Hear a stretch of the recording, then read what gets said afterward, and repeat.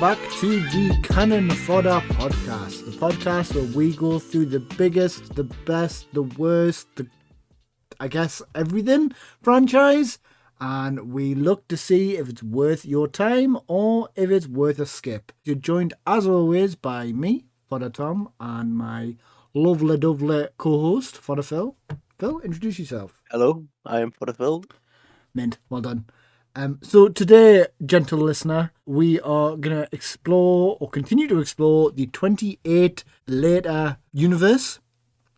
We did 28 days later recently, and now we're continuing on with 28 weeks later, the 2007 movie. Before we do that, I just want to do a little bit of housekeeping whereby I remind people that if you're enjoying the content, please do subscribe to us over at YouTube or Spotify. You can find us under the handle Canon Fodder Podcast. So what we're going to do is we're going to first have a bit of a bro catch-up and go through mine and Phil's recent escapades in a section we like to call What's Canon On. I'm going to start with you, Phil. What's been canon on with you? Okay, I'm happy to start this one, but I'm just gonna set it out there that I'm raising the bar and setting this bar pretty high, Tom, because I think these What's Canon On stories from me are comedy gold. I've got to say. All right, so just strap yourself in for this one. I'm ready. Yeah, you should be. So, the theme for my canon on is pronunciation and names and words. And how those can ensue hilarity in your daily life. So I'll start with the first one, which is my daughter's been reading a lot of books lately, which is great. And she's been telling us about her books and telling us about what's happening in the story. So she's telling us about this story, right? And she's like, oh yeah, this character's doing this, and that character's doing that. And then she keeps saying this name, and she keeps saying like, oh yeah, so this character, Matron, keeps doing this, and Matron does that. And I'm thinking, what are you reading here? Like, is this a Transformers story? Who's Matron? So then I get the book, and it's only there's supposed to be the word matron, Tom. Right, okay. So it's just saying she's been calling the matron of this hospital, or whatever this part of the story is, Matron this whole time. And I'm like, that's like another. I've made a list of hilarious things she's been saying lately, and whenever I'm going to get to a time when I'm running out of what's canon on, I'm just going to whip out one of these stories. Because when I heard Matron, I was fully expecting a Decepticon leader to pop up. I was like, oh, they're reading a sci-fi book with like aliens or some shit. No, it's just a nurse, like Just a nurse? Matron the nurse. That's funny. That's really good. Yeah. So that's the first one, right? Second one is again on the theme of names and words, but this time focused on me and how I totally embarrassed myself. So my car at the moment is off-road. I'm having to rely on public transport and taxis as well. All right. So I took the kids out over half term. I went to like a park. It was okay. It was fun. I had a good time. But obviously we were running around like mad all day. So by the time I got to the end of it, I was like, right, we're quite tired. We're going to try and save a bit of money, get a bus back. When I'm walking down this country road, cars zooming past like it's 70 miles an hour. I'm like, they're like two headless chickens, don't know where they are half the time. So I was constantly on edge, keeping them safe. Typical dad mode, pushing them off the road, telling them to get on paths. All right. So we're quite. After we'd walk down this country road for like a mile and a bit, we got the end of it, and there was a bus stop, so I was mint. Wait for the bus, it just didn't turn up. They were starting to get whingy, starting to get tired, and in the end, I was like, I'm sacking it off. Like, I'm getting an Uber. So I booked my Uber in.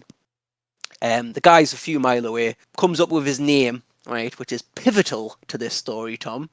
So his name is Abu. All right, gotta say, top-notch driver is Abu. I'm going to ignore the fact they had a check engine light on the whole journey. That's a side part of this story, right? Because the really good thing that Abu did was he just left us in silence. We were all tired and whingy. It was fine. But anyway, it was like maybe it's a 30-minute drive, 30-minute drive. We get like 5 minutes from my house, and I'm just like, I'm sat in the front, just staring at the traffic, staring at things. And then I noticed, Tom, that the ambulance in front of us, right, has on the license plate fucking A-B-U. And I go, look, Abu, that's your name. And he just turns to us and goes, yes. And I go, yep, Abu, that's you. And then the rest of the journey home, again, is complete and utter silence. And as I did it, I was like just smiling away to myself. I glanced back at the back with the three girls in, obviously my kids and my partner, and I was just sitting there happy as Larry with myself that I'd seen Abu on a license plate, and I pointed it out to Abu, who was sitting next to me. But yeah, I got home.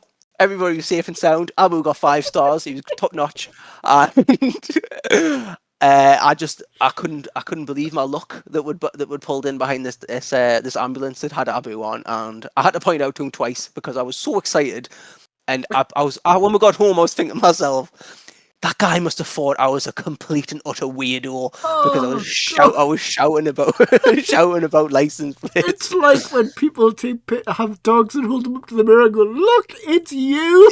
It's you!" Fucking and he just nonchalantly turned to us and went, "Yes." And I went, "Yeah." Fucking hell. So yeah. So that's my canon on. I hope you stayed in for the whole journey there, listener, because it probably didn't go the way you were expecting it to go, but yes, innocent fun and lovely times. And I hope I haven't checked because you get rated off your drivers as well. Yeah, you get like a passenger rating. Yeah, you check. do. Oh, you gave us 5 stars. You must have been really happy. There you go. He loved it. Well, yeah, that's your bar, Tom. I hope you've come armed with something equally as Abu worthy as my story. So, Tom, what's been canon on with you? All right. So, we've had a bit of a theme in our podcasts as of late. I noticed that we've whilst we're a film podcast, we're a bit of a food podcast as well, right? Mm. So what food item would you say has came up probably the most? Oh my god! Well, I like to think it's Maltesers. I've got to say. You're correct. I'm going to stop you there. I'm not going to let you guess because that would just be a waste of the listener's time.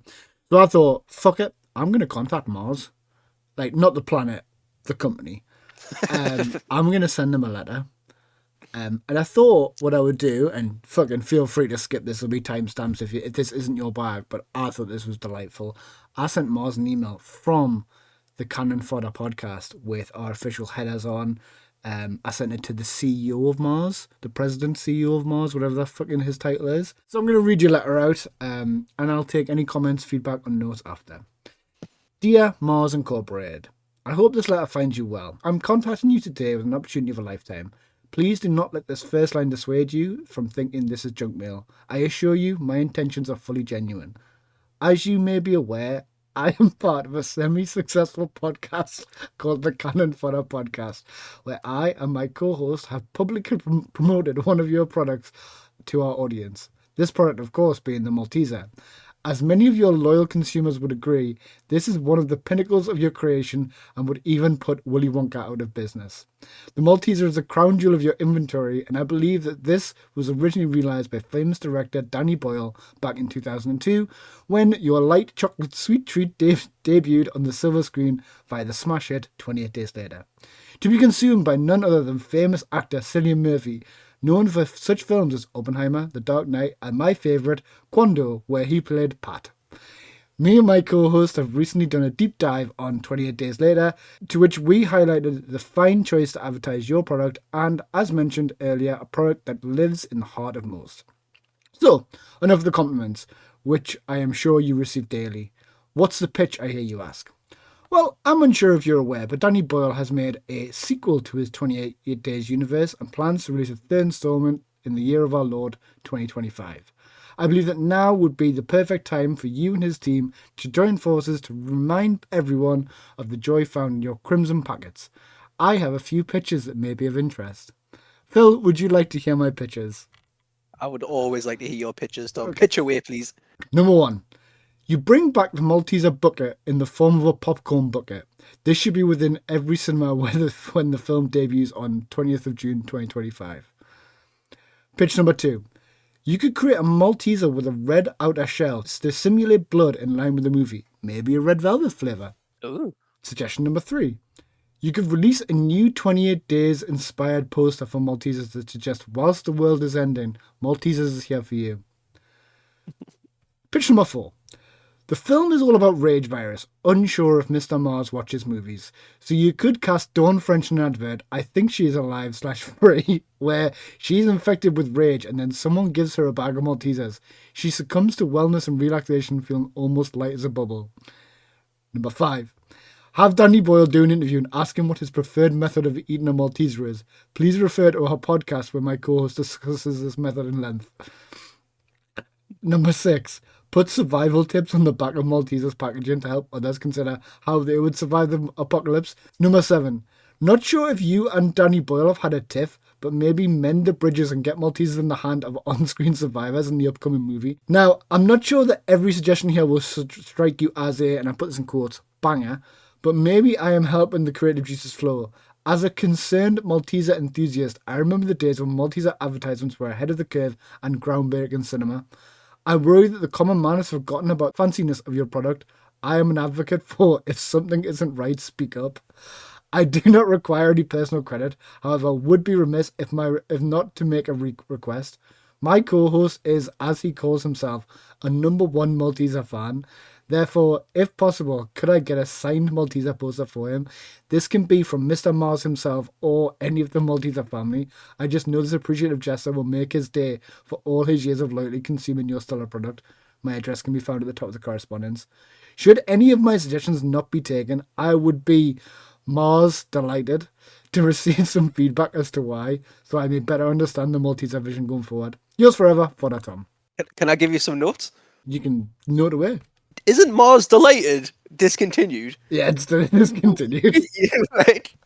But I put Interesting choice. I put Mars in brackets, so it says I would be in brackets Mars, out of brackets delighted. Delighted. Yeah. Yes. Discontinued product. Yeah, discontinued. Yeah. I liked a lot of your suggestions. For some reason, I particularly liked the almost penguin joke style of putting survival tips on the package. Survival tips on the back, yeah. That was Yeah. a good one. Yeah. So For the record as well, if I did get a poster signed by Mr. Mars, it would be absolutely framed and hanging in my living room. exactly, that was it. I didn't want to set the request bar too high. I didn't want to have an interview with Mr. Mars or anything like that. If we get a poster signed by one of the M&Ms, that'll be enough. That's enough. But the fact is, it was ignored. I sent this email on the 8th of February. It's a month out. Yeah, that was the canon on I've been sitting on for a couple of weeks or even a month now, as you can see. So yeah, that's this week's What's Canon On. So what we're going to do is we are going to talk about this week's movie, which, as we've established, is 28 weeks later. So before we jump into the movie, what we always do is talk about a bit of the pedigree of the movie, starting with the synopsis from IMDb. We'll talk about the director, we'll talk about the cast. So Phil, have you got our synopsis from IMDb ready? I do. We always stick with IMDb as our consistent supplier of synopses. Synopses, is that a word? I'm going to say that's a word. I'll second this motion. Motion carried. Okay, cool. Good. We're a democracy here in this podcast, as we know. Yeah. So the synopsis for 28 Weeks Later is 6 months after the rage virus was inflicted on the population of Great Britain, the US Army helps to secure a small area of London for the survivors to repopulate and start again. But not everything goes according to plan. Again, we have 6 months in the synopsis, and I feel is that a deliberate thing? I was going to say, it almost feels done on purpose, right? Yeah, why does it just not say 20 weeks later? Yeah. Because it is, that is... Because some of the other ones, there's a few alternative synopses, and some of these say almost 6 months, and I'm like, just say it 28 weeks later, man. Let's not complicate things here. Yeah, and not to kind of, pull on anyone who's an IMDb, not fan, was it moderator. I don't know if someone's looked at that and went, no, I don't want to put 28 weeks later. I want to be smarter and work it out. I don't know if it's a bit of sniffing warm farts kind of going on here. Frankly, I'm above it. Yeah, but we're going to stick with IMDb forever because we're too stubborn to not. Well, it's the Internet Movie Database. What else do you need to be a definitive place for all movies? This film came out 2007. It is an hour and 40 minutes long. So this is not a Danny Boyle movie, and personally, it fucking shows. So this is Yeah. Juan Carlos Fresnadillo. What did Juan do? Juan did nothing else. It was a one-trick pony. He did Oh, some... he was a one-trick pony. Abu, that's you! Abu, that's you. It's 18 as well, in case you need another little fact to throw in there. I was going to say, was the previous film an 18? It was. Okay. Cast. We have Jeremy Renner, so he's top billed. Yep. People will know him from such films as The Hurt Locker and the Avengers series, where he plays Hawkeye. Rose Byrne plays Scarlet, Dr. Scarlet. She is out of one of the horror movies. It's not Hereditary, it's the other one, Insidious. Insidious, that's it, yeah. Rob Carlyle. He was in the Full Monty. He was out of one of the Bond movies. People know who Robert Carlyle is. I think everybody knows the face for Robert Carlyle. You might not know the name, but the face is very iconic, isn't it? Great actor. And then finally on the casting, we have Idris Elba, who plays Stone. What's your thoughts on the cast? Like, overall? Very few sort of British names in there. Obviously, I know Idris Elba's in it, but however, Idris Elba's screen time in this movie was like 10 minutes, I thought. So yeah, I think weird casting choice, and I don't remember Jeremy Renner being like such a big name back then. But he's obviously huge now, and he's top billed in it. Yeah, Robert Carlyle was probably the biggest actor then. And then I think he's the pull for like obviously for a British audience. It's one of those things where if you say Robert Carlyle, I do think British. Again, I do think film 4. So I think it's got that theme that comes through it, which is fair. So I think they are trying to not capture lightning twice, but I think they know some of the elements that worked with the first film and are trying to repeat them here, which is going to be a theme I will repeat quite a bit. And then finally, the last thing I want to mention was this is no longer film 4. It is 20th Century, which for me screams big American budget. That is your synopsis on your film. So we're going to do a breakdown of key scenes in the movie and come up with sort of any theories we had, any thoughts we had on the canon itself. And then what we'll do is we'll give that a final rating at the end. So let's start with where most good films start, at the beginning. Yeah, they do usually start at the beginning, don't they? Unless you Pulp Fiction. Oh, yeah. Yeah, Or Tenet. Fucking got you there, didn't I? Got you there, you little nerd. Right, do you want to dive us into the opening of this movie and set the scene, so to speak, and let us know your thoughts? Yeah, so it's interesting that you mentioned that we've got a change of director in this one, a change of sort of direction. The start of the movie, Tom, like, I actually quite liked this opening because it really felt, at least at the start, that it was a direct continuation of 28 Days Later. We're introduced to the main character, Robert Carlyle? just said it. Don? Robert Carlyle, that's it, yeah, Don. And he's with a group of survivors, but what, I don't know if you noticed this or kind of had this interpretation of it. I got the impression at first that he was alone with his wife, like Yes, surviving I did as in well, in the dark, yeah. A little bit like the scenes we're seeing 28 Days Later, where they've just went to a home and they've sort of shacked up for the night. And he even pulls like pictures up, and it's like a random family, and I'm like, all right, like they're just surviving, and they've just found somebody's house, and they may be going from house to house. And then you're introduced to actually they're not alone, and they're with this couple, this old couple in their home. We've went from an individual story in 28 Days Later with Jim to a more of a survival group. It's mixing it up straight away. It's getting us kind of intrigued a little bit as well. That was really good for me in a way, because I felt that it kept that intrigue going a little bit, because there was a risk there, I think, where we had the first movie where it was all intrigue. Like, the character wakes up bollock naked, not knowing what the hell's going on, and we as an audience are in the same situation. Not watching bollock naked. Maybe you do that. I don't know. You know, if you do that in the cinema, you're probably going to get kicked out. But in the comfort of your own home, do whatever you want. So I think there was the risk there with a sequel to be like, well, I already know what's going on, so like I'm just here for like the zombie action. But in that opening, like it throws a few curveballs at you, even to the point where I thought it was nighttime, and then when they opened the door to let a little kid in who's knocking on the door, I realised, oh, it was the middle of the day, Yeah. and they were hiding, and even that was a little bit of like, oh my god, moment, not like a horror moment, but like a little surprise to me as an audience. I did like it, and I liked the fact that it used the same music as well as the first movie, which, like I say, it felt like it was part building up that franchise, and that's kind of what we talk about a little bit on the podcast, which is like, if you're going to invest into a franchise, is any parts of it you don't need to, or you should just ignore completely because they ruin it or they make it worse. So I like that. I like the fact that it was sort of building up its sort of like universe in a way. But yeah, so we'll talk about the climax in a minute, Tom. But what were your thoughts on that sort of first opening? Yeah, no, I liked the opening itself. I thought that it did what 28 Days Later did really well, which was it told you stuff about the character without physically explaining it to you. Like, oh, I'm this person, I'm that person. So straight away I wrote down the Robert Carlyle character, and that obviously changes. He's quite optimistic to his wife. His wife's like dead worried about the kids, and it's explained straight away, oh, the kids are away, they're not here, don't worry about it. We'll see them when it's all over. It's quite tense. I feel like it's tense in that environment because, like you say, you hear that knock at the door and everyone like shits themselves. And I don't know about you, but that knock at the door, I thought, oh my god, like, I think obviously I remembered what happened, but I think when I first saw it, I remember thinking, can these infected speak? Like, is this a different breed of infection now?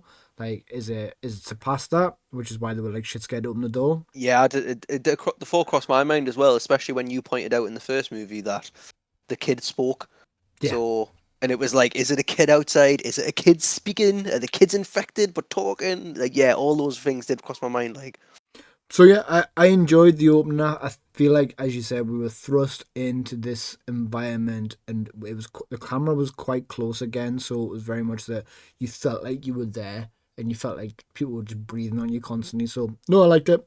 yeah, I was going to say we had the absolute like we had this debate in the first podcast about this franchise, where is it a zombie movie or not? But the opening couldn't have screamed zombie Yeah. more when we had like them in an old derelict abandoned house and the zombies were breaking through the boards to get in, Yeah. and I was like, it's just absolutely screaming classic zombie, like Dawn of the Dead originals. And I've put the bite in this, like you see them actually munching Yeah. on people, so we've almost had that element or cemented that element that actually this might be a zombie franchise rather than an infection or virus or whatever it is. They were still quite intelligent. However, the survivors, apart from Robert Carlyle, were all really stupid. And Yeah. I felt that we had a higher breed of survivors in the previous film, but I'll give it some points back because I don't know how early this is. These survivors could have been here for a couple of days, whereas Jim was like after 28 days, so he might have the creme of the crop, whereas these are like day 4 or something. We just don't know. Yeah. But yeah, so with that, they break in, as you said. I have noted here the camera seems very grainy, and I don't know if that's been done to try and mimic the previous film Mm. because we know it's got a higher budget, so we know you've got better HD 4K cameras. Well, not 4K back then, but HD. Yeah. So I just felt like that some of the lighting and some of the tone was to mirror the previous film to keep it in line. To say, look, this is part of a franchise. This isn't its own thing. And I don't know. It raised a question in my head, like, is this been done on purpose, or is there a budget involved? Who's this for? Who's this As for? you might say, who's this for? No, I was just going to say you make a good point with the camera as well, because it did follow on from that first. Like I said, you could finish that first movie and then go straight into this, and Yes. it felt the same. Right. So now my question is, right. So these zombies break in. Everyone starts getting munched on. Like people are trying to help each other and stuff. There's no survival of the fittest here. There's no silliness in the group. So the wifey runs upstairs, finds the kid, and she's trying to save the kid. Would you have saved the kid, or would you be like, look, fucking kid, like either come with us or you're done? Like I didn't see like. I know it's a kid. I know it's probably maternal instinct and stuff, but you don't know that kid. Like that kid could have led them here. You just don't fucking know. Like Mm. I don't know why you took that risk. And then Robert Carlyle leaving. the film seems to paint that in a bad light, and I'm like, what fucking choice did he have? His wife is literally surrounded. You know what it is? I watched this one with my partner, and I made a similar sort of observation to start, because that character becomes sort of the villain, and we'll get into that as we'll go down. He becomes like the sort of the main villain of this movie, and he makes some mistakes for sure, and I'm not trying to like say he's like the hero either. He's a lad. Yeah, we don't know, like, we all like to think would be that hero. We all like to think would step in, but like you just don't know. Like, obviously, I'm sitting here being like, oh, I'm a dad. I'd want to protect that kid as well. I'd want to protect my wife. But not just But that. when it comes down to it, like, would I? I don't know. What do you got to think about, right? He had a conversation 10 minutes earlier with his wife saying, oh, our kids are somewhere else. Like, if both of them died, them kids are orphans. Like, you would think about that. You'd think, like, one of us needs to get out of this for those kids. Like, you live for your kids. That's what people do. You wouldn't live for someone else's kid, like, that you didn't even know. I don't know. I didn't see that his choice there was like, it's not an easy choice to make. Don't get us wrong. There's no right or wrong choice there. But to slate him as the villain, I think was really harsh. Yeah, and this is where like the whole opening is like almost like a juxtaposition of the first movie, because I thought that, like, in the first movie you got to the end and the climax was Jim had to fight or flight. He had his choice of, right, I can either run away or I can fight these soldiers and save the people, and he made his choice. And then in this movie, the character who looks like the main character straight away has that same sort of choice of, like, I've got a fight or flight. What am I going to do? And his instinct kicks in, and he fucking pelts it. Yeah. Yeah, it is interesting. It is interesting that we're sort of villainising this guy. Like, he didn't push his wife into the zombies. No, exactly. Like, it's there's not a like, line there. It's not like he did shut the door, but it's not like, he'd pushed her in as bait and then shut the door. It was like, you have put yourself in a corner of a room, the furthest away from any door. Also, why the fuck doesn't she just jump out that window? Like, what have you got to lose at that point? And obviously she didn't know she was immune, which she is. We'll get into that in a bit. What, spoilers? Yeah, so she's immune, but she doesn't know that. That window is paper thin. Jump out that window. It's not like it's double glazing. And I felt that she was weak, and I put the question, like, why hasn't she toughened up yet? Why is she not more Selenified? Again, this could be down a timeline, which, we've got to consider as part of the canon. And I think after that, Tom, I don't know if you're going to agree with me, but things start to go a little bit more downhill after that opening for me. Ooh, interesting. What I want to talk about first is, before we go and see these kids, the timeline. So we get like an expedition on-screen timeline, which you can hate it or love it. It's part of the canon, so we're going to discuss it. The UK is quarantined after 15 days. That's the first thing we get. So after 2 weeks, we're put on quarantine, which means that guy in the previous film was 100% right, that we'd been quarantined. 5 weeks, the infection dies off. So if everyone in the 28 Days movie just waits a week and doesn't feed it, then it dies off after 5 weeks. That's quicker than COVID. 11 weeks, the Americans come in. 18 weeks, the UK is infection free. 24 weeks, reconstruction, and then we get the title card. What's your thought on the timeline?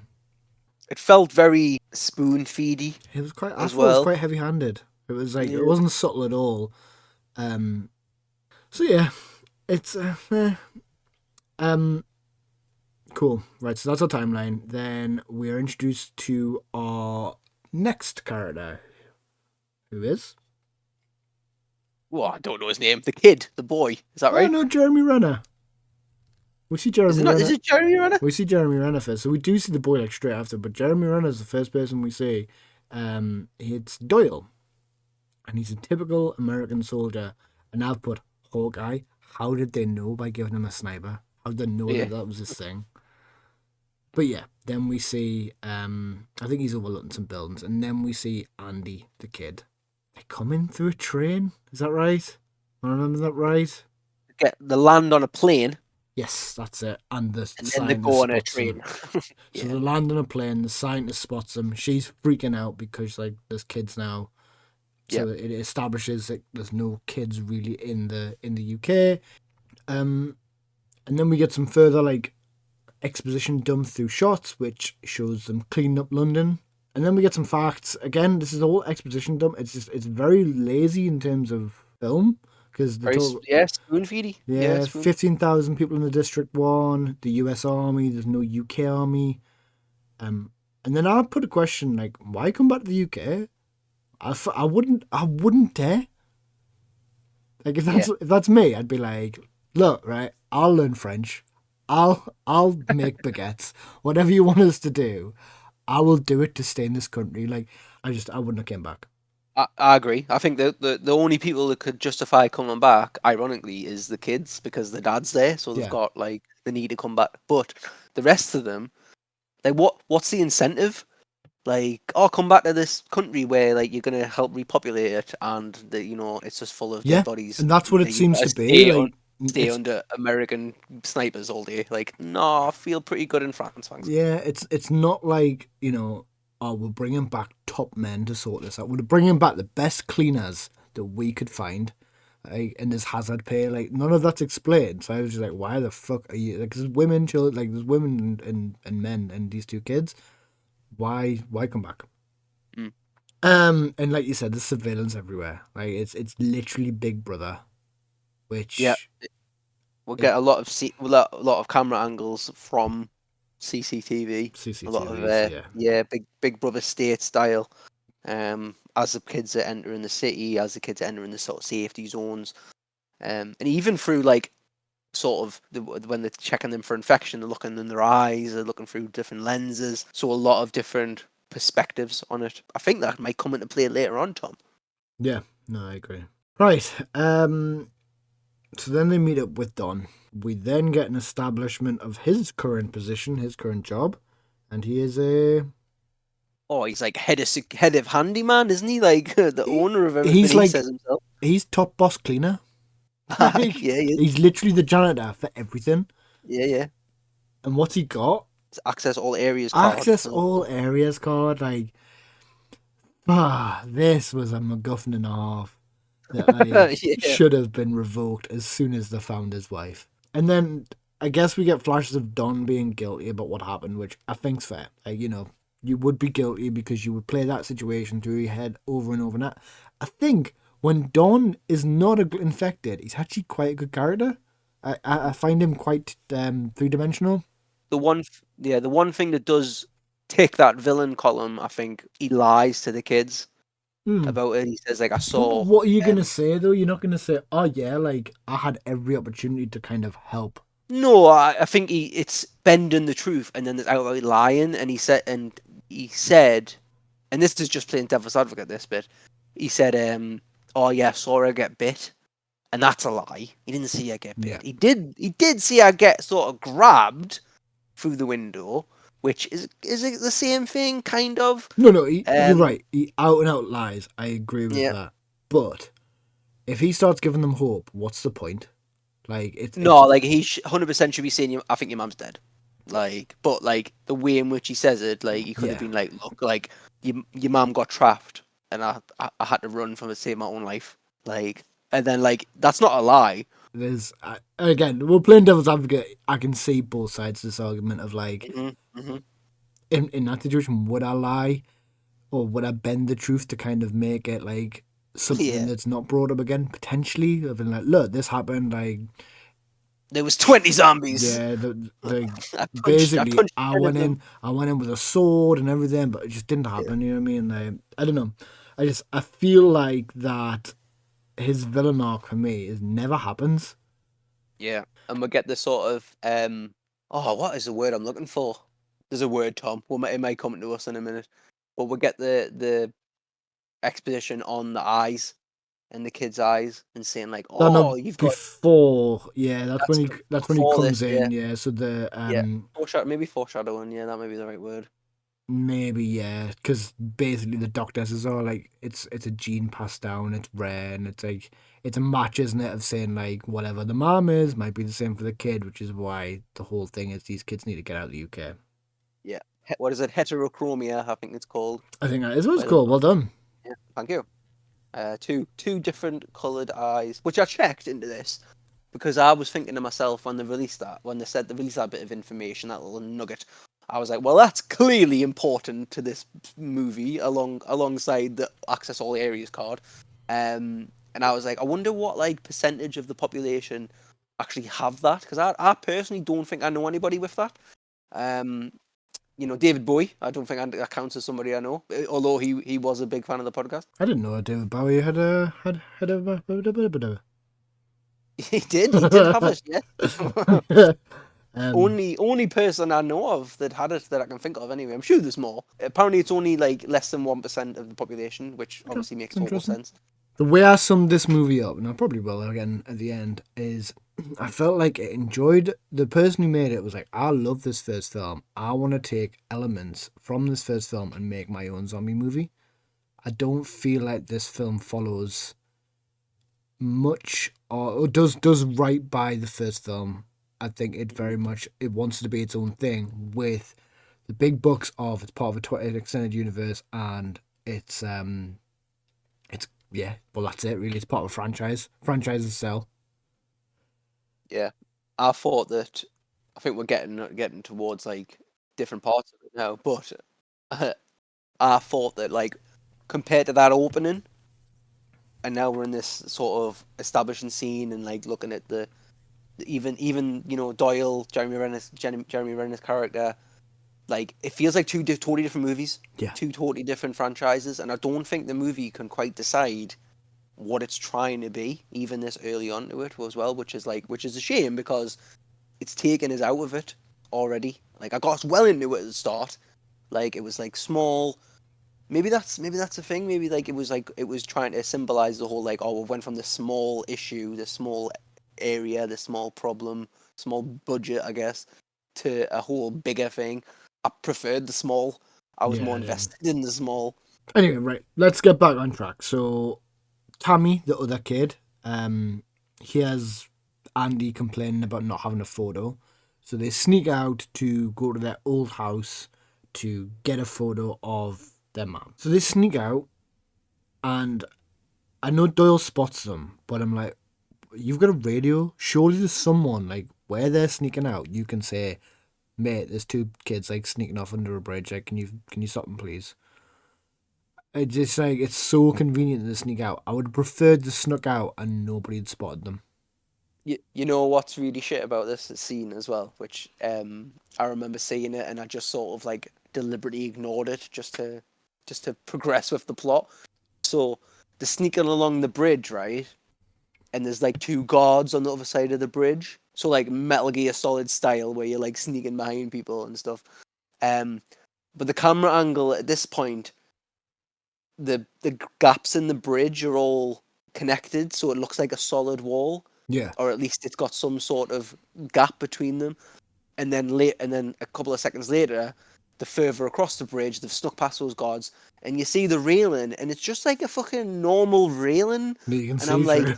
you can see through, so like fair enough, they're sneaking past the guards, but like the guards would just see two kids. But it's not like freaking Bugs Bunny where No. you can hide behind a tree and everything's fine. And obviously it was just like they wanted to do that way because it just made it easier for the plot to progress. But I noticed that, obviously, being the little sado I am, and I was like, nah, there's no way those kids would have snuck past that, man. No, and I just, Like, even if they did get past that bit, I just feel like they would have been on a straight street. Like, surely they're in perfect eye view of them guards going, hey, yeah. pack it in, what you got? So they make their way home, eventually get home, find the picture of the mum for the little collection so that they can remember the mum. But Tom, who's hiding in the house? So the mom's hiding in the house, right? Where's Tammy at this point? Yeah, I did think that as That well. kid calls out like 4 times. Is she just being a dick? And Mm. going, I'm fucking ignoring this kid. Now it can happen. So yeah, tell us about the mother then. So she's in sort of the loft. She's been surviving. It's not really clear 100% how, but we do see sort of bowls of maggot infested and mouldy food. So she's been eating those to get by. And she's, to quote you, Tom, in the first episode of this franchise, she's become quite feral, Yeah. I'd say. So like, yeah, she might be immune to a degree, but she has been affected by the virus in some way. Like, it's not just like she's been bit and then she's happy as Larry. Like, it has impacted her because she hasn't went and tried to find survivors, and as far as we know, anyway, she's just went in a typical zombie way. She's went what appears to be sort of mindlessly back to something that's familiar. She sort of semi-attacks her son, but then holds back, but she's still sort of aggressive towards him, which is again shows that she's affected by the virus in some sort of way. But she is sort of conscious. She is aware. Yeah. And she's obviously conscious to the point where she's making bowls of cereal, which are turning mouldy. I found this character frustrating because I didn't know what the movie wanted us to think. Like you say, I was like, well, is she infected or not? Like, is she just mental?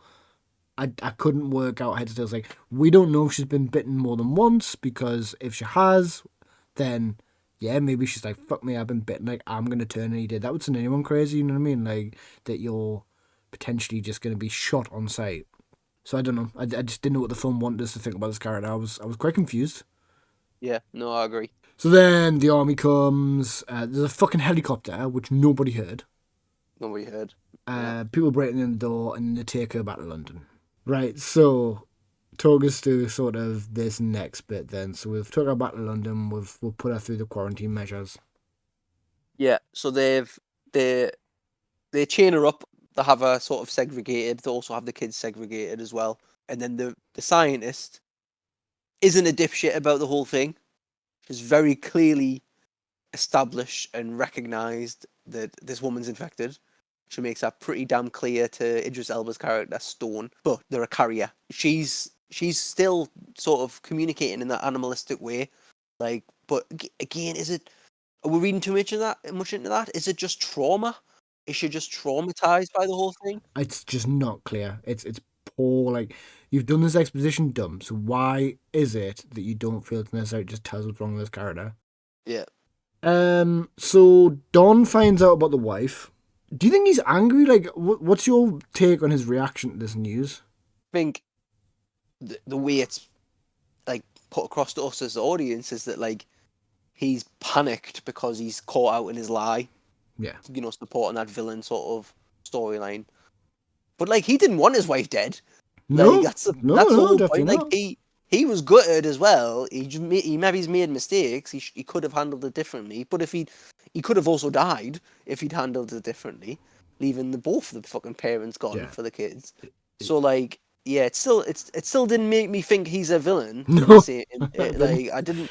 I was just like, oh shit, he's fucked up here now, and he's worried that he's gonna like. And straight away, his daughter's like having a go at him. Like, you said she was dead, which is and fair. like, which is yeah. But at the same time, my answer would be, I fucking thought she was. Yeah, like, like, what do you mean?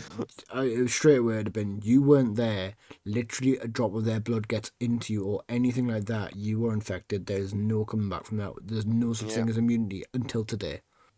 All right, so my first question is, we've got these protocols. We've got Code Red that's mentioned quite a few times and all this other shite. Why did they even bring her back for tests? Why would they not have like a facility at a different place outside your main hub of civilization?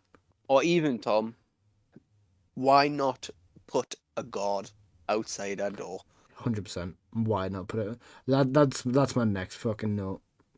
I was baffled, like, because Don learns of his wife being alive. Uses his golden ticket. I'll just pop in. Pop in to see her. Yeah, and there's nobody there. No. They've got 1 billion fucking cameras that we've seen at the start of the movie. Not one of them's there. Nobody's watching the cameras outside of her fucking tent. Like her little shack. So Don goes and sees her. And I think he's quite remorseful. Again, doesn't come across as a villain. I think he's quite like, he's full of guilt. And he's like, look, I'm sorry. I thought you were dead. And he kisses her. Yeah. And I've put, this woman's the villain. She almost invites him in with the eyes. Yeah. I thought she was like smirking after the kiss. So did I. Like, which makes me think at this point, like, fucking hell, you are infected and you're a smarter infector. Yeah. You're a smarter version of the infection. Yeah. which for me is a better plot line than maybe what we get. Much better. Like, if she'd been going around kissing fucking guards and that and turning them, 100% I'm Yeah. in. Yeah. So Don becomes infected. He gets so angry. Yeah. And I don't know about you, but like when I've been so angry, sometimes I forget how shit works. Luckily for us, Don knows how to use his key card to get out of that room. Yeah. He does, but before then, though, he kills his wife, Yeah, right? he kills his wife. Yeah. Like, I've got 2 points on this, right? That killing felt so personal. Yeah, it did. Like, Like that was like, Jim's dad all over again. yeah, like that was like so personal, man. Like, I was like, obviously they're angry, and we've seen different infected people attack different people in loads of different ways, but like that was like punching her in the head, gouging her eyeballs out, which again comes back to like how much consciousness do these infected have? Because Yeah, exactly. like he would be livid if like he has the realization like you've been infected this whole time, you've infected me on purpose, like which is worse than what he did at the start. And now he's took it out on her because that rage is built up in him. And then the other thing I want to say is that I mentioned this in the first podcast, right? And you took the piss out of me for this, which is why I'm going to bring it up because I'm going to go full circle and say fuck you, Tom.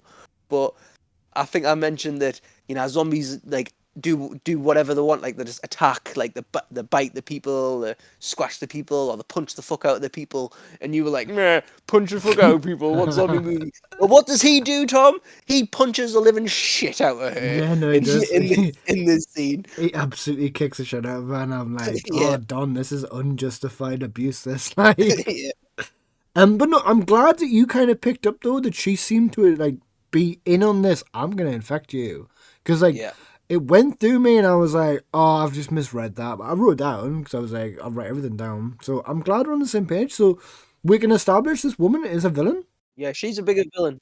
But thankfully he's got that ability to use his key card, like you say.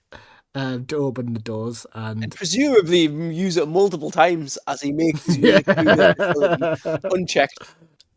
Cool. So I'm going to call all of that Act 1. So I've named this one Code Red. Okay. Number 1. Does Code Red mean you put all the survivors in one space? Is it not fucking safer? In a hotel, just say, lock your doors, we're going to come through room by room. Good point.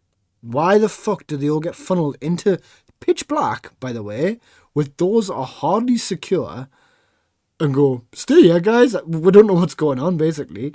Inciting more panic. Well, I think that I'm just trying to think of ways to justify why they did it, but you're right. Like, truly military presence and a protocol would make 100% more sense to keep everybody in the hotel rooms locked. No magic key cards getting them out. And then you could technically like get the snipers to look in each room by room and see what they're doing inside. Yeah, like and the whole room's made out of, the whole building's made out of glass, and you can see, like, literally the protocol is everyone open your blinds. If you don't open your blinds, we're shooting. Yeah, aye. Definitely could have done, like, this has been planned though, which is frustrating. Like, we're just coming up with ideas on the fly, and they do feel a lot better than let's cram everybody into just one area. Yeah, and like it's infection that it spreads by touch. In its like cinematography defense, I will say though, you look class. it looked good. Yeah. It was actually it wasn't necessarily darkness. They were illuminated by red light. Yeah. Which ties in with the whole sort of theme of the blood and the red of the posters and the infection. And then it's sort of, I was thinking like, it's sort of symbolizing how with the military or the government or whatever you want to say were treating the people as if they were already infected because they were like forcing them all in one area and all drenched in red light. They were sort of getting angry, which is obviously the whole point of the virus. Like, it gets you fucking angry. They were snarling, for lack of a better word, at the door, being like, "What's going on? Let us out!" And that's to a lot more toned down, but that's exactly what the infected would have been doing as well, like attacking the doors, trying to get out, trying to get to people. No, it's fair. So then Robert Carlyle gets into the area with all the peeps. This is just all out action, right? There's no real story beats for me. It's just kind of like from one action scene to the next. So with this, they all get out of the garage or the underground, and the snipers are asked to only target infected. Now, that's fine. However, would you not have a protocol that says if you were running and you were not infected, put your hands on your head?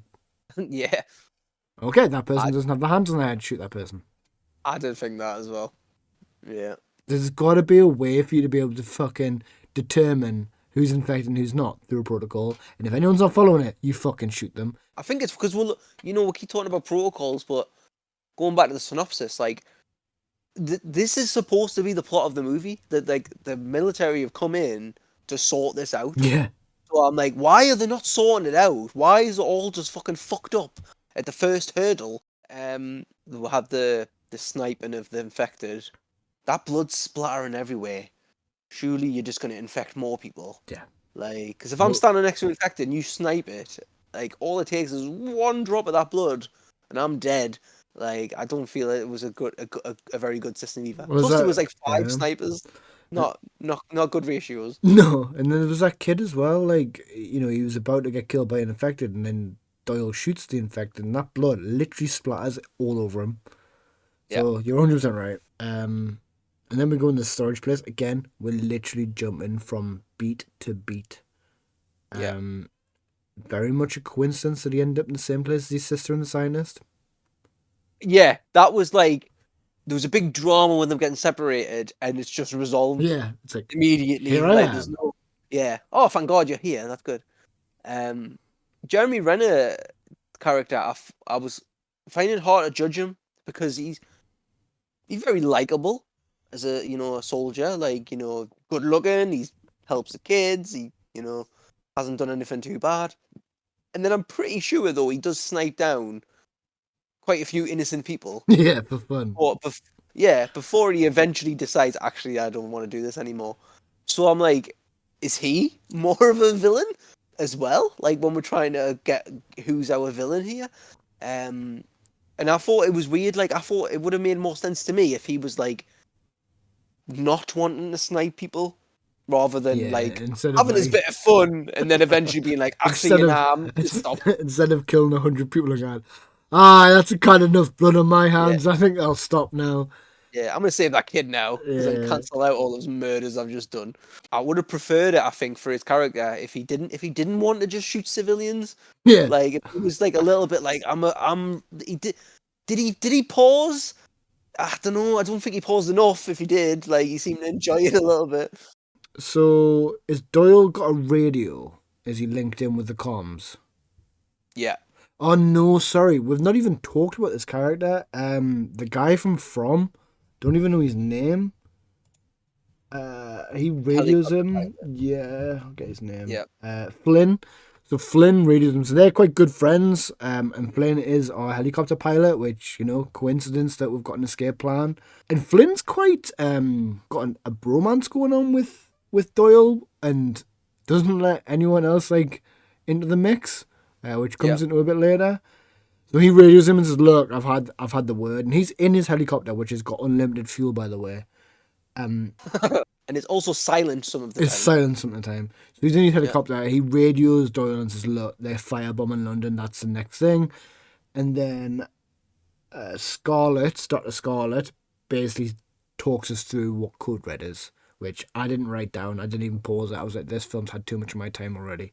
So we see this film turn into a military movie now, whereby there's a snipe-off, which was such a bizarre fucking scene. Yeah, it's like what one there, like the 5th genre now. Yeah, it's a weird film in the sense of, like I said, it takes elements, I wouldn't say the best, from 28 Days Later and other films and says, let's just make a fucking big bollocks to the walls movie. So then he turns to the guy, and I recognize this guy, but I couldn't tell you what he's out of, and says, "I need you to serpentine." And he's like, "Nope, I'm not doing it." So then the kid steps up and does the serpentine, and then Jeremy Renner manages to get his shot off. You know what it is, right? On that little scene there. So he says, like, "Oh, the guy will miss." he's a shit shot, and like he's firing 3 or 4 bullets, and I'll only need 1 and stuff. But a second before he said that, right, he held up like a 2-inch mirror, And he fucking and then the guy sniped it. fucking nailed it one time, and I'm like, did you not just see him hit that 2-inch mirror, mate? Maybe that guy who went absolutely not had Yeah. the same thought. Yeah. I didn't even consider that so funny. Doyle was like, he'll miss, man. I'm like, you just hit that 2-inch mirror, mate, in the dark. What are you talking about? I know that you're 100% right. What the fuck? Like, then we get the firebombing, and the fire looks wank. Yeah, I didn't even talk about some of the CGI scenes we had before this, but there's a few CGI moments where I'm like, it just looks shit. Like, I know it's 2007. What CGI moments? I didn't clock any. Oh, I didn't think about any. There's the CGI moments we've got with Flynn sitting in his helicopter on top of a building. All right. And it's your mate. Like, if you go back and watch Okay. that, like, it's fucking absolute. It's like most he's obviously like. I'm just thinking to myself when I was looking at it, could you not have just afforded a helicopter from the sit-in for 10 minutes? Because of CGI, the whole fucking helicopter on top of a building, and it just looks like a PS2 game. I didn't even say it. I'm shit Really at spotting bad. like that though. Like, I'm really bad at like stuff outside the main area of the shot. Yeah, it was bad. So the fire doesn't work. We still see that Robert Carlyle is the fucking most like wily of characters. He's like fucking Roadrunner, constantly gets out of it, and he's fine. So they go and on. again, is that intelligence? Because it feels like Feels like it. Yeah, like unanswered questions, which I don't mind, but this movie is not making my brain tick over because I'm just seeing people shoot people and action shots, and I don't want to have to think about it. If you're trying to throw an action movie down my throat, just give me action. But then I'm also like, is this guy intelligent? Was she intelligent? Did she know she was infected? Did she not? Like, I've got too many unanswered questions that aren't covered, so I don't know what the movie's trying to be at this stage, and it's confusing me. I don't like it. Yeah. Right, so Flynn tells Doyle he needs to go to Hyde Park. I think it was Hyde Park. It might be a different park. Yeah. A park. A park. Navigate all these snipers, avoid fires, do everything right, and eventually we'll meet up with. Well, they don't meet up with Flynn yet. Jeremy Renner's character Doyle radios in, and he goes like, "Where are you?" And he says, "I'm here. I'm 60 seconds away." And I don't know about you, Tom, but like, I'm not like a helicopter expert, but I've seen enough police choppers in my area with all the crime going on that if a helicopter's 60 seconds away, It's fucking blaring. you can fucking hear that helicopter, man. Like, there's no doubt in my mind that you would be able to hear that helicopter. You can hear it when it's fucking miles away, never mind 60 seconds away. And that straight away I was like, well, that's more bullshit that I'm just have to accept as because I'm here for an action movie. Like, that's just part of the plot now. So before you go into the money shot, as I've called it, yeah. The Scarlet says to Jeremy Renner, like, whatever happens to me, like, these kids are the most important thing, like, because I think it's basically alluding to we can make a cure through their blood, like, cure the infection. And I'd put here, why don't you just fucking, like, do you not have, like, a secondary base you can go to and just wait 5 weeks? Like, fucking, after 5 weeks, the infection will starve off anyway. Yeah, apparently so. Job done, like, because the only survivors are that limited group that we're aware of, so, once that runs its course, like, the survival rate of those infected is going to be, like, fucking gone in 5 weeks. So then talk us through the money shot. So the pilot uses the helicopter to sort of eviscerate all of the infected, chop them to bits, uses it as an absolute weapon, and it didn't fit at all in this movie for me, not one little bit, because the helicopter pilot was like 2 seconds early was like, no, I'm not bringing those people in. I'm not bringing those people in my helicopter. Oh, but I will use my helicopter as a giant weapon and just start killing people with it, though. That's fine. which I thought was a total fucking double standard, made no sense. And just the fact that he starts wiping the zombies out with this helicopter, it just felt like a fucking Fast and the Furious scene. Yeah. Like it just felt so over the top, and just so completely different to every other bit of this movie up till now. That I'm like, you just want to be an action movie now, and like no problem. Like if that's what we're here for, that's totally fine. But I wasn't expecting an action movie when I started this movie. I was expecting part of this 28 Days Later franchise. So I'm like, I really hated the scene. This was the worst scene of the movie for me.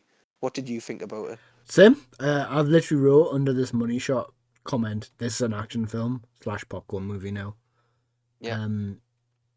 I remember seeing it and thinking like, yeah, actually, there's like, I can see he's putting a lot of money behind this.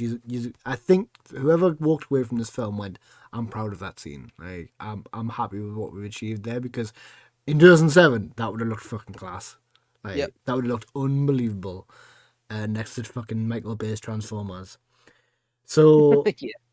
I get why it's in here, because it's like, look what we can do with absolute cinema in these movies. But you're right, it does not fit this franchise. Like, this is such an abuse of the IP to basically put your own bits into a film and Yeah. make your own zombie film. This could have been just a zombie movie. Just Yeah, a classic zombie movie. Didn't need to be 28 anything. It could have just been zombies. that would have been fine. But I have put lower standard, almost B movie esque, for its like over the top outlandishness. Yeah. Right. Again, we are still like foot on the gas for all this action. Like, this film doesn't stop until the end, I think, in terms of like, there's no break for like, I think the break we'll have is Jeremy Renner being told these kids are important, and it is just go, go, go, go all the time. Yeah. So Flynn tells them they've got to get to, I think it's Wembley Stadium, because there's enough grass there for them to land, which is good. And they go through London, and there's white phosphorus coming through. Yeah, the poisonous sort of Hunger Games gas cloud style. Yeah, so we establish at this point that these infected breathe. They breathe like normal people. And that means that without an air supply, they'll die like normal people. So that's good. So then Jeremy Renner gets out of this car. So they find a car, sorry. And the car won't start. And this cloud's coming through. And the cloud's coming through like at a fucking snail's pace. I could have outrun that.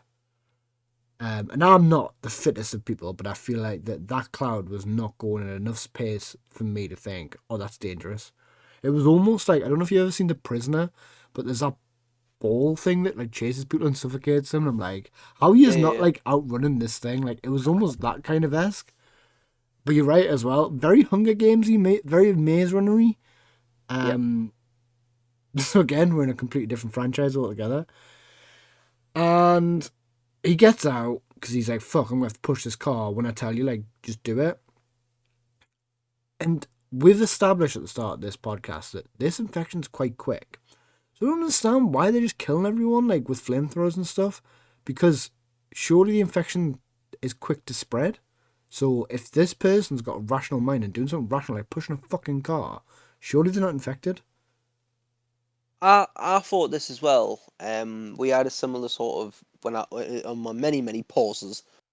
We had a similar sort of conversation about it with my partner, and I thought that the reason why that was happening was just because the sort of military rule or the military instruction at this point was just kill every fucker, everybody's dying, like, and because he's sort of aligned himself with the civilians, he's an enemy now. He's he's somebody they just have to kill. Yeah. Become less of an infection movie and more of a kill the bad guys are trying to kill us movie. And how does Jeremy Renner end up, Tom? What's his fate? So he's pushing the car, and then when he shouts now for her to pop the clutch, is that what he says? What he says. He gets set alight. He gets burned to a crisp. Yeah, I've put Doyle gets boiled because he Nice. gets lit up. It's nice. So where do we go? We'll get to the underground. Is that what you're gonna say? Yeah. And this is the most annoying fucking scene in the film, I think. because she's got a gun with night vision on, and this kid constantly screaming. And I'm like, why are we going underground? What is the plan here? Like, surely you can walk to Wembley Stadium. I don't understand why we're taking the underground, like the most dark place where an infected could get you easily. In the first movie, Tom, I went full hog into symbolism and messages, and the one of the big things we were talking about in that movie, or at least I was like the dad element Yeah, yeah. and having that. Yeah, so I hope you're ready because I've got another one for you now, and I've been waiting for my time to shine, and you've started off on the underground, and I might be able to give you a textbook answer as to why the scene is even there. All right, are you ready? Okay, go for it. I'm ready. So we talked about it a bit earlier, right? How we're getting a lot of different perspectives. We're getting the cameras, we're getting the snipers, we're getting different angles and literal perspectives of people. And also we've mentioned it a lot. And maybe we're just diving too much into it, but I think there's a real chance there that as part of this movie, or at least at some level, maybe it's got warped by just budget and the directors and wanting to throw action scenes at it. Um, is like how much of this movie's getting us to question like what how much of how much of the humanity is still there in these infected people. How aware are they? Because they seem a lot more aware in this movie compared to the first one. You know, smiling at things and actively doing things and opening doors, even as we maybe established. So I think there's like a sort of literal perspective that we're getting through the mise en scène, as some might say. Nice. Thank you. Haven't got that one in the podcast yet, so that's a tick on the media box. And just to set up of that and literally seeing it from other angles and other perspectives is giving you that. So then that also ties in with this scene. So they're going underground and they've got that night vision, yeah, Mm-hmm. and is that just a literal message of like people are these people the survivors, even the military and the doctors are in the dark about the actual reality of this virus of like they they're infected, yes, but they're not like mindless creatures, and or at least not all of them are mindless creatures. So we're like getting this idea of immunity from out there, and that's sort of a moral dilemma now because we're saying like, oh, we're killing these people, but they're actually like sick people. They're Yeah, not yeah. just mindless creatures anymore. Um, and they're like the victims as well, and they're the victims, and we're thinking like, oh, these characters, these kids are the victims. This doctor's a victim, but actually like the fucking infected are also a victim here because they've done nothing wrong, and they're just getting shot to bits and blown up and burnt and phosphorized or whatever the fucking word is for that. Phosphorized. Yeah. And then the final little cherry on the cake of this one, Tom, is what's the sign that you're immune? What's the symbol that you're immune to this virus? Yeah. It's no, it's not the eyes. It's the It's eyes. the eyes. Yeah, the eyes. The perspective, seeing things from someone else's perspective, is the fucking literally the eyes are the thing that gives it away. Like, so I'm like, is that or was that the intention of this whole movie all along? And they've just thrown in all these fucking other things like fucking helicopters chopping people up and CGI and fucking fire and gun showdowns and gunfights and stuff. Has all that just diluted this message that we were trying to get? And like, I don't know. That was what I was thinking when I got to this scene because I agreed. Like, I thought that scene was the underground scene was it made no sense to me because she was like making them walk ahead, and I'm like, bitch, you've got the night Yeah, vision. yeah. Well, Like, I'll you walk should be leading first. the way. Yeah, yeah. Like, I did not like, and also like, fair enough, you're like trying to guide the kids, but like, oh, these kids are really important. They have to survive, right? Kids, you're gonna go first in this dark tunnel, and I'm gonna stand behind you with the gun because that's a good idea, isn't it, Pet, to keep the fucking kids alive? So I don't think it was really filmed very well, or at least it didn't make a That lot was of sense to me. awful. It was Yeah, fucking. It was shoddy yeah. camera work. Like, and but no, I would have went first with the night vision and said, right, put your hand on my back. But I do think though that there's, maybe on my little dad train again. that maybe there's a super important message that the film's trying to get across to us, or Tom, I'm just analysing far too much like I always do, and found something that's not even You know, there. there's been times where I've been with you, like Indiana Jones. There's been some wild accusations you've thrown about that movie, and I've got on board. But I just think this is a bad film, and I Yeah. think this was like, we've run out of budget. Let's film the rest of it in a dark fucking tunnel.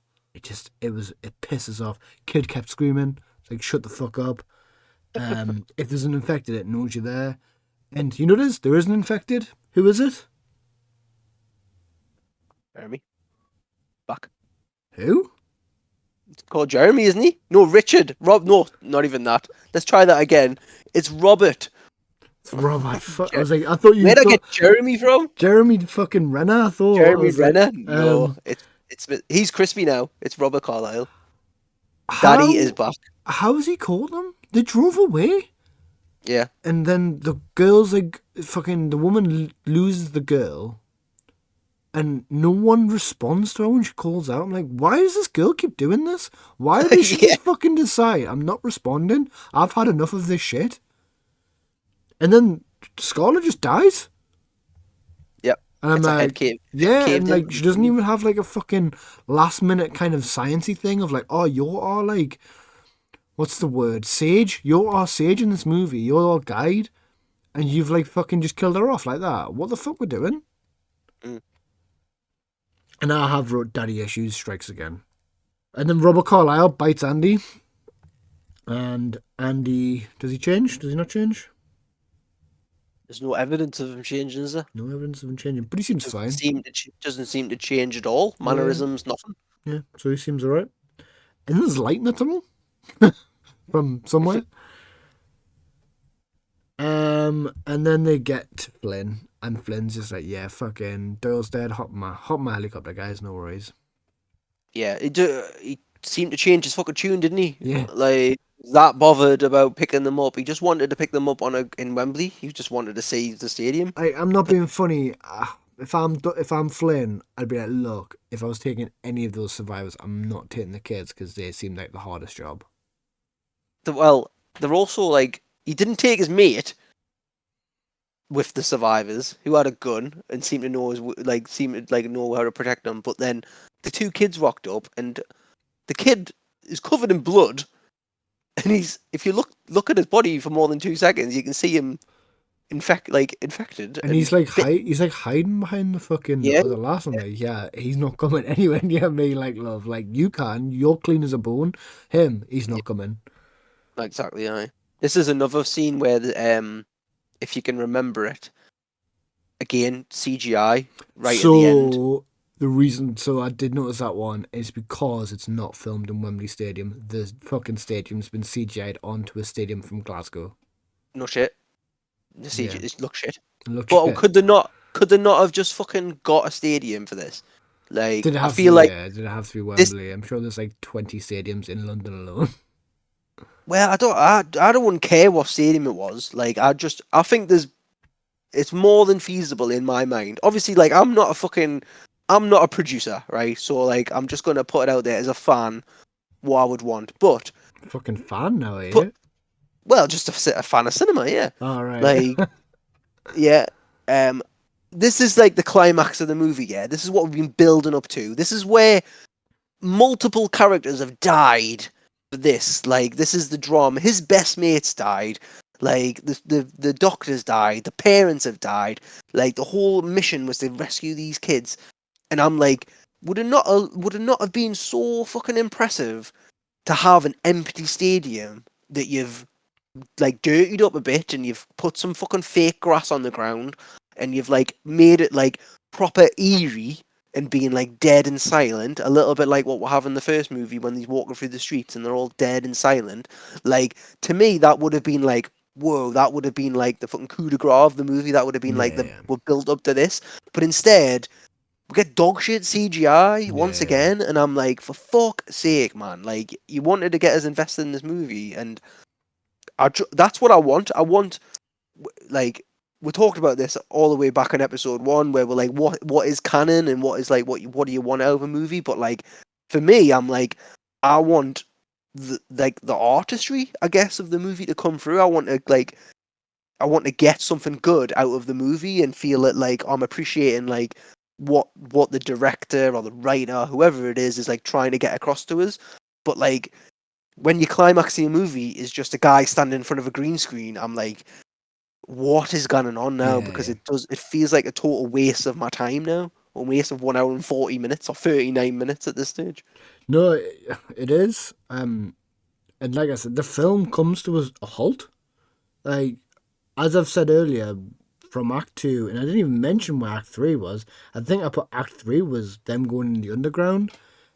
It just felt like one long act of like different scenes put together, which is what a film is, but it's just different action scenes put together. There's no break, and then we get to that scene where she walks in, kind of gives him the nod, and he's like, "Yeah, get in," and I'm like, "All right." And then reading up on this film, that was going to be the ending shot, and then they decided to tack on because they were in Paris for a couple of weeks. Like, oh fuck it, let's film an extra scene in Paris. You know what it is? I like that extra scene as well. I didn't mind it, Like, yeah, and yeah, I think if the film had ended with them just getting in a helicopter and that being it, I would have been blue balls to fuck. yeah. But the question I've got is, Andy's carrier now, yeah, he's a carrier of the infection. Yep. Did he spit on someone? Did he kiss someone? I mean, What we're doing? I was gonna say he French kissed somebody, Yeah, didn't he? Went is to he France. He was Frenching? like, "Oh, hello. This is how we greet in France." Next thing you know, fucking infected in France. Andy, have you just infected me? Because I'm livid. I'm livid about this. I'm gonna poke my fingers through your fucking eyeballs now. Like, So my yeah, question now is, where does the franchise go from here? Because have you seen the trailer for the new film? I haven't. I've been avoiding it. Okay, interesting. So the trailer for the new film, without giving you any spoilers, looks like it's Danny Boyle coming back. It looks Yeah, like I knew that. it looks like it's a return to that more thought-provoking version of the first film than this one. So I'm quite intrigued as to what we're doing and where we'll go from here, because I just feel like this was a mismanagement of this franchise. I think someone saw how much money the first film made and thought, we can do that bigger, better, and get more people on seats. You know what it is? I don't know how much, if this made a lot of money. It probably did. It probably absolutely made bank. What's your overall thoughts of this movie and what's your ranking of this movie? Um, I'd originally put a C minus for this one. I thought there was a couple of substance-ish things that meant that I could have pulled it back up, but the more we've talked about it, C minus was the absolute highest I would have ever went, by the way. But the more we've talked about it, and the more that we've just ragged on a few things that I really didn't like. I would be putting this as a D myself. I don't know about you. Where do you think? So did you think it was a good action movie? Well, it was a passable action movie, yeah. Yeah. Like, So on its I don't own think there's on its anything own wrong with merits, it. if it hadn't been part of the franchise, do you think you would have given it a C? I think I would have given it a C comfortably. Yeah. So Yeah. I'd put like the zero artiness, the music was overused, it's a popcorn movie. Um, does the movie progress the canon? So we get at the end that it's actually going to be spread to the world rather than just the UK. So we've bypassed that. So I'd quite like to know how that's going to be resolved. We know the zombies starve, like that's confirmed. We know the zombies bite, so that's also confirmed. I think it does add to the canon. I think it, you can't walk away from this and like, I don't think you can go to 28 years and say like, oh, that movie didn't happen, because I think there's like tentpole foundations to the lore now that have been added that I don't know if there's gonna be like a Star Wars situation where fucking it's just rejected by Danny Boyle. Nope, didn't happen. So what I'd put is a C, but only if 28 days is an A, otherwise it's a D. Fucking hell, that's like, I feel like I'm doing algebra.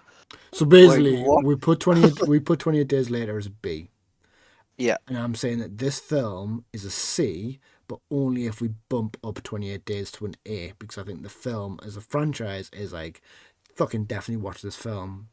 Maybe don't watch this one. If not, then this film Mhm. for me is a D on its own. Yeah, so we're pretty much in agreement. Then we're thinking it's C, like low CD. Well, the question I'm asking you is, do you think the 28 days should be bumped? If not, then I would say it's a D. I think I'm gonna reserve judgment until we've seen 28 years later Okay, and decide so as a whole thing. But for at the now, minute, we're putting it as D, it's yeah? is a D.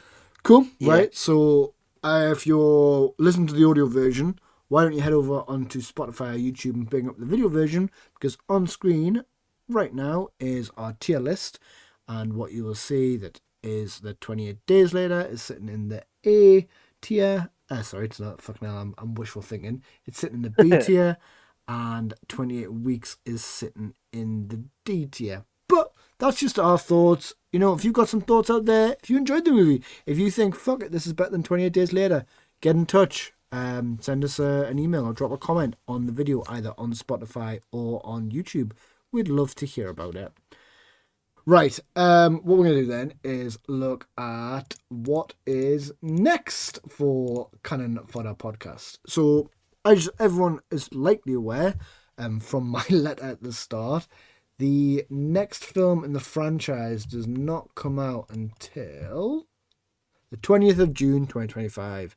It is the 4th of March at the time of recording. So we're going to have to put 28 weeks, 28 years shelved until we can get back to it. So we'll do that at the earliest convenience.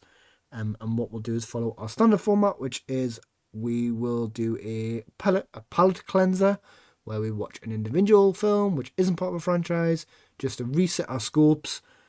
So we're going to pick a film from our list. So I am going to share my screen. Right, let's do some shuffles. Alright, let's give it a spin.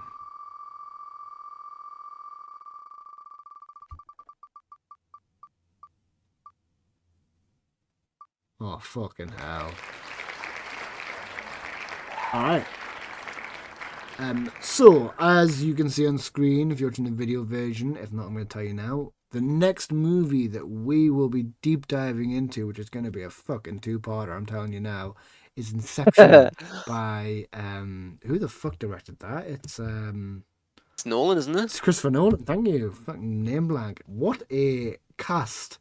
And, fuck me, that is going to be a hard watch in terms of notes. Yeah. Have you seen it?